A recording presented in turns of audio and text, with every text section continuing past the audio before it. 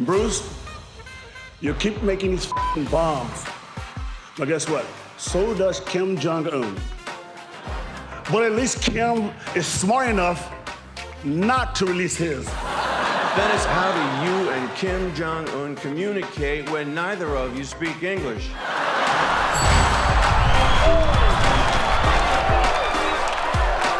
Bruce Willis. What a career, right? The Fifth Element, The Sixth Sense, the whole 9 yards, 12 Monkeys, 0 Oscars. And it's not just action movies that made Bruce a star. He's actually a great dramatic actor, too. Like, I loved The Sixth Sense. It's a great movie. And it's a really impressive performance. I don't know how you pretended not to be embarrassed while a 10-year-old kid acted circles around you, but you did it. And the ending, I did not see that twist coming. I mean, I shouldn't spoil it, but I mean, it's been like 20 years. It's so good. Okay, so at the end of The Sixth Sense, Bruce goes back to making shitty movies. Bruce Willis is what you get if you isolate the white part of Dwayne "The Rock" Johnson. We want you to have a good time tonight, but don't get too comfortable up here because later we're gonna be replacing you with Ashton Kutcher. Relax, relax. Bruce gets along with him fine. He was even at Ashton and Demi's wedding. His gift was a toaster and $90 million. And so, tonight, let's honor one of the 3 founders of Planet Hollywood. Not the one who won an Oscar, and not the one who became the governor of California, but the one whose agent is just an outgoing message that says he'll take it. Walter Bruce Willis. Joe, I took you under my wing. Tried to make you tough. Tried to make you an action star, which ain't easy to do with a kid who looks like the bad boy of figure skating.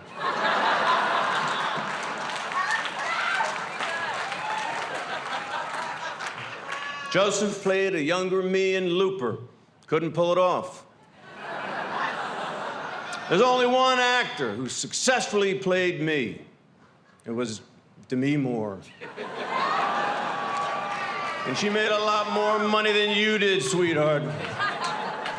Bruce, Yes. this is honestly a real, a big personal moment for me to be here roasting my dead cousin's second favorite action star. I know you obviously as the star of every DVD you kind of just find on the street. Obviously, you had an amazing action film career until Jason Statham started balding. I'm just not familiar with action movies. I don't know, I've never seen a single one of your films consensually. Like, it's always what some guy puts on while he's trying to finger me on his roommate's couch. Do you know what I'm saying? A lot of people don't know that Bruce is a very talented musician because he isn't. Bruce has also been very active with the Make-A-Wish Foundation, which is where they make sick kids meet you, so dying doesn't seem so terrible. So cool. NIKKI GLASER, I am a big fan. You and Vince Vaughn were great in Wedding Crashers. I see it. I see it. Sorry. Bruce, you keep making these f***ing bombs. But guess what? So does Kim Jong-un. But at least Kim is smart enough not to release his. I'm out there saving the world. You can't even save Planet Hollywood. Bruce came up with this whole idea about the Planet Hollywood. You know, he wanted to compete with the Hard Rock. That was a great idea, wasn't it? So anyway, he want all his Hollywood friends to invest. They put in hundreds of thousands of dollars. I put in a lot of damn money. You owe me more money than my family. I'm not here to roast you. I'm here to collect, honey. It's so great to have the esteemed diplomat Dennis Rodman here. Woo! I don't want to say Dennis is a bad negotiator, but he thinks a shoe deal is when you get 2 at the same time. Dennis, how do you and Kim Jong-un communicate when neither of you speak English? Dennis, I know you think it's a big deal that you saved the world, but it's not as much as it's made up to be. Who cares? I've saved the world 18 times. Hi, Bruce. I have great respect for our honoree Bruce Willis, our roastee. Probably because I've never seen any of the movies everybody's talking about. Unlike everyone here tonight, I personally have a great appreciation for Bruce's music. I play it at all my parties when it's late, and I want everyone to leave immediately. Bruce and I are actually neighbors. We're in the same town in Bedford. He has a wonderful house. The interior design is amazing. He wanted everything inside to look mid-century modern, except his new wife. I remember when Bruce invited me to their wedding. He hand-delivered the invitation, and I told him, I'll catch the next one. If anyone can survive in prison, it's someone who can toss a salad. That's right. Martha's a real corporate kingpin. She even has her own brand of wine. It's like her boyfriend. It comes in an old box. Martha is also a humanitarian.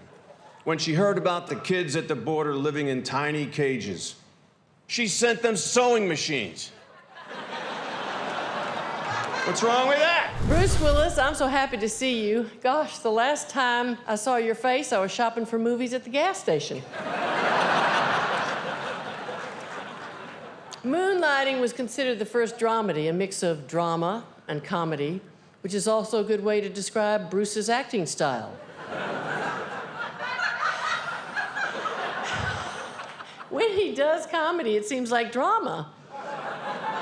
And when he does drama, it's hilarious. But Hollywood wouldn't be Hollywood if they didn't reward a man for aging into mediocrity.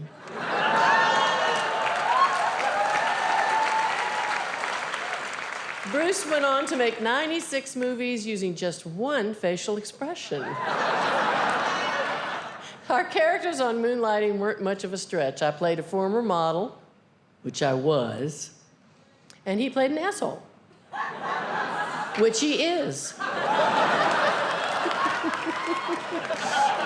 We actually came very close one time to having sex. But then he whipped it out, started playing with it, and ruined everything. I'm talking about your harmonica. Sadly, the stars never aligned for us, and it's never gonna happen now for one obvious reason. You are way too old for me. Sybil Shepherd, my oldest friend. There's people I've known longer, but you are my oldest friend. When I got cast in Moonlighting, they picked me over 3,000 other actors because they wanted someone who didn't have a sexual history with Sybil. It's so great to be back on TV with you, honey, in another show starring me. Sorry. Well, I really don't understand why you agreed to do this. I mean, if you wanted to be humiliated, clearly we both know you could have just released another singing album. Some of you may not know because he bought every copy, but Bruce released an R&B LP back in the 80s. I did some research to find out whose idea this album was. Turns out it was his manager. And by his manager, I mean cocaine. Bruce, pal, you've done some great work recently, especially your subtle turn at Wes Anderson's Moonrise Kingdom. Love that film. Yeah. The story of two fifth graders falling in love. Bruce would have fallen in love with a fifth grader if he had met his current wife way back when he was 47.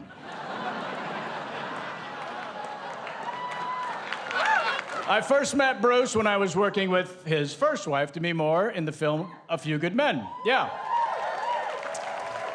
I think it's time everyone knew something about Demi. When she shaved her head, she said it was for her role in the film G.I. Jane. But the truth is, she shaved her head because she loved her husband, Bruce. And he wanted to f his own face.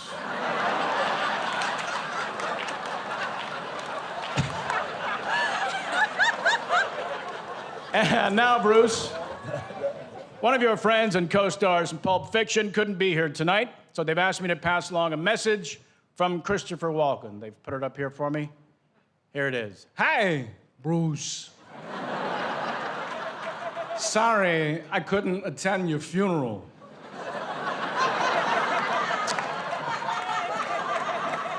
I did want to say I've always been a fan, particularly your work in the film 12 Monkeys.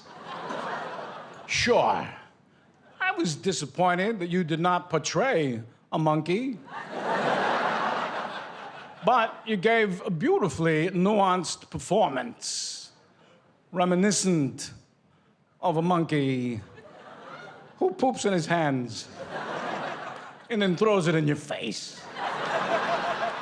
Mostly, though, I wanted to take this opportunity to publicly thank you for creating my favorite restaurant, Planet Hollywood. If I'm honest, it's also my favorite planet.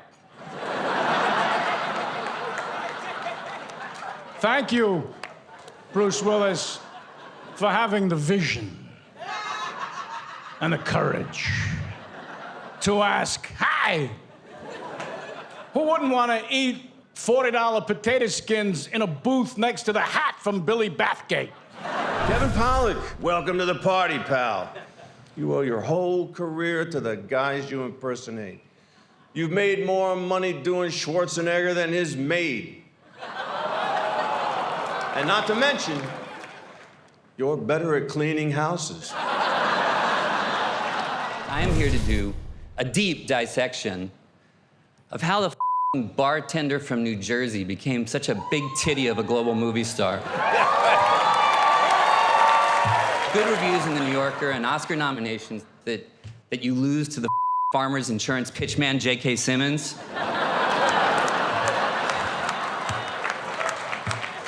They don't... Those things are great, but they don't buy you half of Idaho, do they? No, they do not. I was sitting at a bar with Bruce, and I asked him if he liked the script I'd sent him, and he says, try keeping a marriage together when 22 is still on the menu.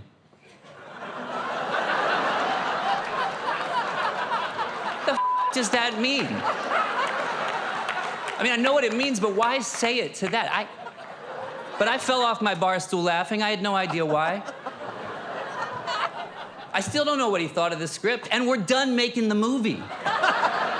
By the way, when Wes Anderson calls him, he and I do Moonrise Kingdom together, and this is true. Everyone in the cast stayed in a little house together. We did our own costumes and makeup, we did our own hair, and we went to set in the van together to save money. Even Bill Murray, but not Bruce Willis. He rented the Carnegie Mansion next door like a boss. When Wes said, do you think Bruce understands that I really want this to be like a repertory theater troupe? I said, shut the up, you long-haired pussy. That's a movie star.